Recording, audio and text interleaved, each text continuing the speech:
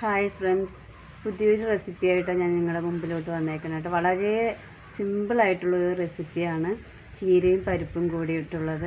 അപ്പോൾ എല്ലാവരും ഒന്ന് ട്രൈ ചെയ്ത് നോക്കണം. വീഡിയോ ഇഷ്ടപ്പെട്ടാൽ ലൈക്ക് ചെയ്യാനും ഷെയർ ചെയ്യാനും സബ്സ്ക്രൈബ് ചെയ്യാനും മറക്കരുത്. അതുപോലെ തന്നെ വീഡിയോ അവസാനം വരെ സ്കിപ്പ് ചെയ്യാതെ കാണണം. അപ്പം വീഡിയോയിലൂടെ കിടക്കാം.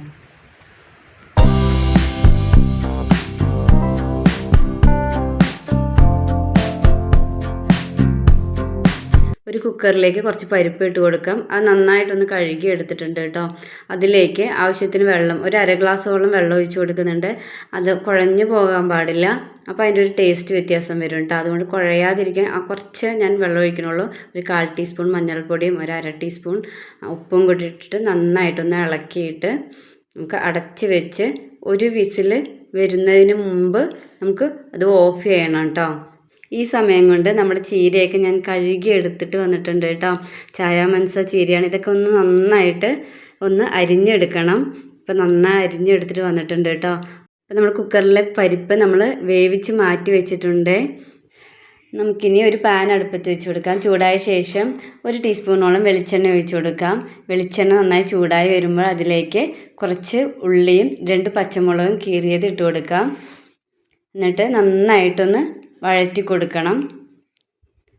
നന്നായിട്ട് വഴണ്ടി വരുന്ന സമയത്ത് നമുക്ക് കുറച്ച് തേങ്ങ ഇട്ട് കൊടുക്കാം. ഒരര മുറി ഇല്ല, അതിലും കുറച്ചാണ് ഇട്ട് നന്നായിട്ടൊന്ന് വഴറ്റിയെടുക്കണം. അതിൻ്റെ പച്ചമണമൊക്കെ മാറണം കേട്ടോ. ഒരുപാട് ഡ്രൈ ആക്കേണ്ട ആവശ്യമില്ല, എന്നാലും അത്യാവശ്യം ആവുകയും വേണം കേട്ടോ. ഏത് സമയത്ത് വേണമെങ്കിൽ നമുക്ക് ചെയ്യാം. ചിലർ ചീരയൊക്കെ ഇട്ട ശേഷം ചെയ്യും. ഞാൻ ഈ സമയത്ത് ഇട്ടിട്ടേ ചെയ്യാറ് കേട്ടോ. എന്നിട്ട് നമുക്ക് അരിഞ്ഞ് വെച്ച ചീര ഇട്ട് കൊടുക്കാം. എന്നിട്ട് നന്നായിട്ടൊന്ന് വഴറ്റി കൊടുക്കണം. ഇരുമ്പിൻ്റെ പാത്രം ആയതുകൊണ്ട് തന്നെ ഇടയ്ക്കിടയ്ക്ക് ഇളക്കി കൊടുത്തുകൊണ്ടിരിക്കണം കേട്ടോ. അല്ലെങ്കിൽ അടി പിടിക്കാൻ സാധ്യത കൂടുതലാണ്. നമ്മളൊന്ന് വഴണ്ട് വന്ന് ശേഷം മാത്രമേ ഉപ്പിട്ട് കൊടുക്കുകയുള്ളൂ, അല്ലെങ്കിൽ ഉപ്പ് കൂടിപ്പോവും.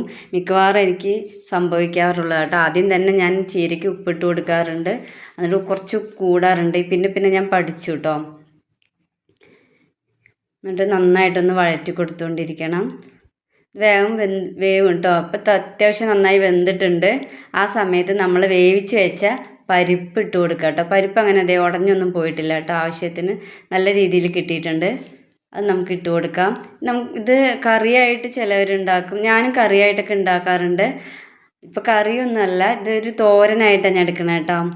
തോരനായിട്ട് എടുത്ത് ഇത് നമ്മൾ എന്താ പറയുക, സ്നാക്കായിട്ടൊക്കെ ഞാൻ കഴിക്കാറുണ്ട് കേട്ടോ. വെറുതെ ചോറ് കഴിക്കാണ്ട് ഇത് മാത്രം എടുത്ത് കഴിക്കും. നല്ല ഹെൽത്തി ആണല്ലോ. എനിക്ക് ഭയങ്കര ഇഷ്ടം ഇങ്ങനെയൊക്കെ കഴിക്കാനേ. എന്നിട്ട് നമുക്ക് നന്നായിട്ടൊന്ന് മിക്സ് ചെയ്ത് കൊടുക്കാം. ഇത്രയേ ഉള്ളൂ കേട്ടോ പരിപാടി. എല്ലാവരും ഒന്ന് ട്രൈ ചെയ്ത് നോക്കണം. വീഡിയോ ഇഷ്ടപ്പെട്ടാൽ ലൈക്ക് ചെയ്യാനും ഷെയർ ചെയ്യാനും സബ്സ്ക്രൈബ് ചെയ്യാനും മറക്കരുത്. അപ്പം നെക്സ്റ്റ് വീഡിയോയിലൂടെ നമുക്ക് കാണാം. അതുവരേക്കും ബൈ ഓൾ.